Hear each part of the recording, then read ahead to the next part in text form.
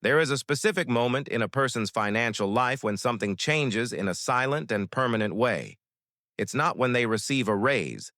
It's not when they pay off a debt. And it definitely isn't when they finally manage to buy that item they spent months wanting. It's a moment far more subtle than that. And that's exactly why most people pass through it without even noticing. You've probably heard that money makes money, that the rich get richer, that the system favors those who already have. And maybe you nodded along while deep down thinking, but how does that apply to me, someone who's starting from zero? That question is exactly what I want to answer today, because the answer is not what you expect. My name is Nick, and I spend far too much time thinking about how money really works. Not the way finance books teach it, but the way it works in real life, in the everyday lives of real people who weren't born rich and didn't inherit anything. If you want to understand the mechanics behind building wealth, not just the theory, click subscribe now and leave a like on this video if it helps you see money from a different angle. Now I'm going to tell you something that sounds simple, but will completely change the way you think about saving and investing. There is a financial threshold, a specific number, and when you cross that number, the rules of the game change so dramatically that it feels like you've entered an entirely different match. That number is the equivalent of 3 to 4 months of your living expenses. For most people, that means somewhere between $15,000 and $25,000. But the exact number isn't what matters. What matters is what happens when you get there. Before I explain that, you need to understand the state most people live in. Not because I want to be pessimistic, but because you need to recognize this pattern if you want to escape it.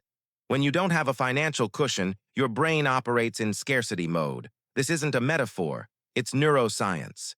Researchers from Princeton and Harvard have published studies showing that financial scarcity reduces available cognitive capacity, measurably, comparable to the effect of losing a full night of sleep. When you're constantly worried about where the next payment will come from, your brain simply doesn't have room to think about growth. It's too busy trying to survive, and that survival state creates patterns that seem rational but actually keep you stuck. You accept the first job that appears because you can't wait for the right one. You stay in the wrong job because leaving feels too risky. You say yes to things that drain your energy because you need the money. You don't negotiate your salary because you're afraid of losing what you already have. Each of these decisions makes sense individually. Collectively, they form a trap. And here's what will change the way you see all of this. When you build a reserve equal to 3 or 4 months of expenses, something biological and psychological happens in parallel with what happens mathematically. Your nervous system stops treating every week like an emergency. And when the nervous system relaxes, the prefrontal cortex, the part of the brain responsible for planning, strategic reasoning, and long-term decision-making, starts functioning properly. You literally begin to think differently. Research from Vanguard shows that having just $2,000 in emergency savings increases subjective financial well-being by 21%. $2,000, less than what many people spend on a phone. But that small buffer creates an enormous psychological shift. Now imagine what happens when that reserve reaches 3 or 4 months of expenses. The effect isn't linear, it accelerates. But the psychological shift is only part of the story. The other part is mathematical. And this part will make you see numbers in a completely different way. Imagine you manage to save and invest $1,000 per month with an average return of 8% per year. To reach your first $20,000, it will take about 19 months, a year and a half of discipline, sacrifice, and giving up things you wanted. It's not easy. Most people give up before they get there. But this is where the math starts doing something that almost feels unfair. Your next $20,000 won't take another 19 months. It will take 17. Why? Because now you have the first $20,000 working alongside your monthly contributions, generating its own returns. You made the exact same effort, saved the same amount every month, took the same risk, but you cut 2 months off the timeline simply because you had more money working on your side. In the third round, the timeline shrinks even more. In the fourth, even further. And when you reach $400,000 invested, Your next 20,000 appears in less than 5 months, without you doing anything differently. The same amount that took a year and a half to accumulate the first time now arrives almost automatically, generated by the money itself. This isn't theory, it's compound interest mathematics, and it's completely democratic. It works for anyone, with any amount of money, anywhere in the world.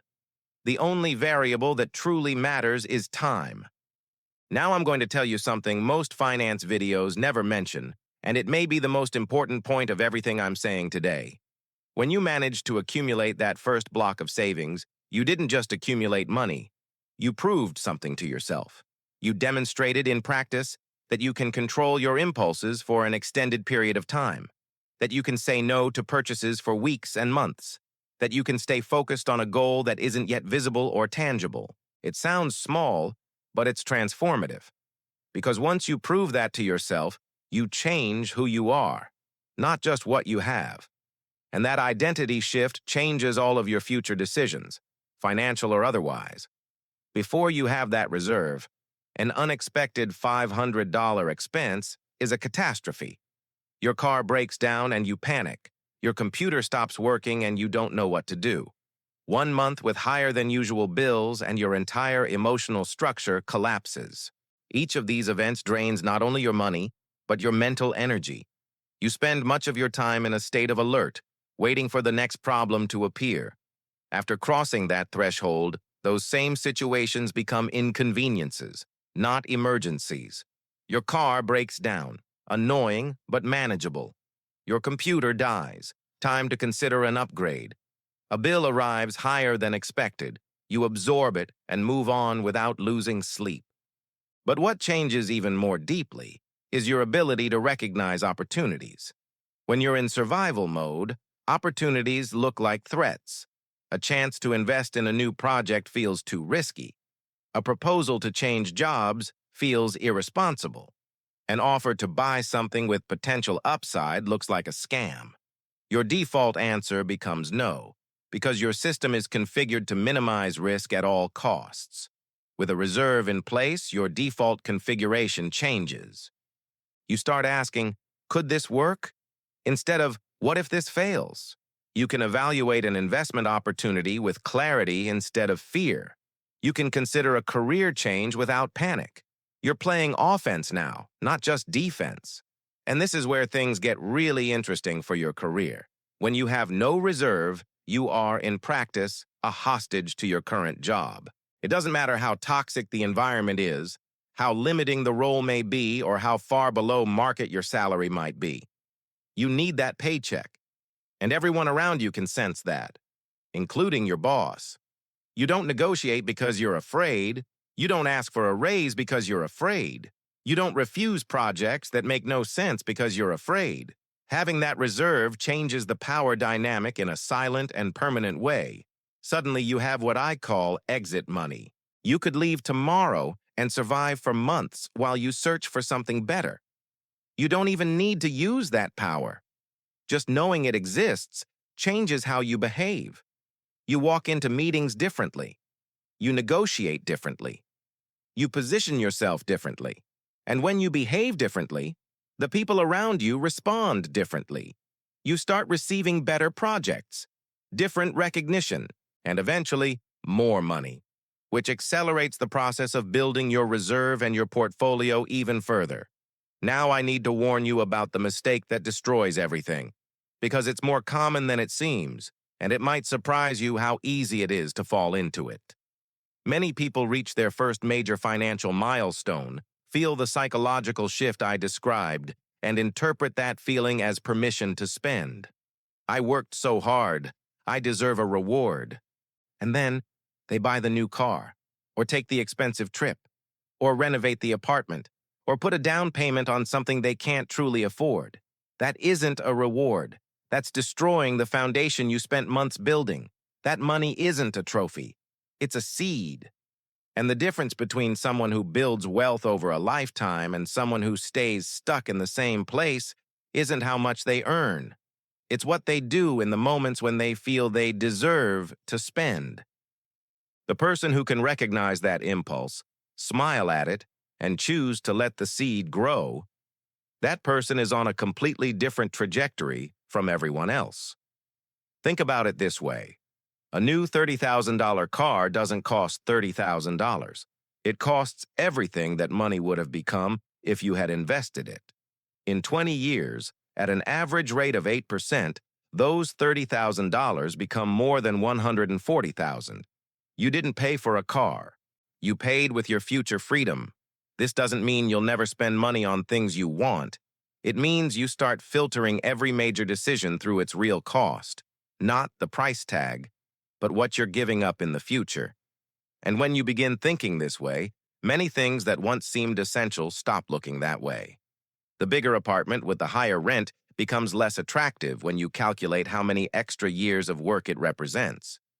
The expensive subscription you barely use looks different when you multiply it by what it could earn invested over 10 years. And the financed car with the affordable monthly payment looks completely different when you add up the total cost, including interest and opportunity cost. This isn't deprivation, it's clarity. And clarity is the most powerful asset you can have when it comes to money.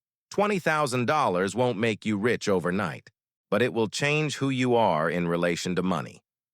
It will take you out of survival mode and place you into building mode. It will change how you negotiate, how you decide, how you recognize opportunities. It will make time work for you instead of against you. And the best part is that this process begins even before you reach that number. It begins the moment you decide that you will. It begins today.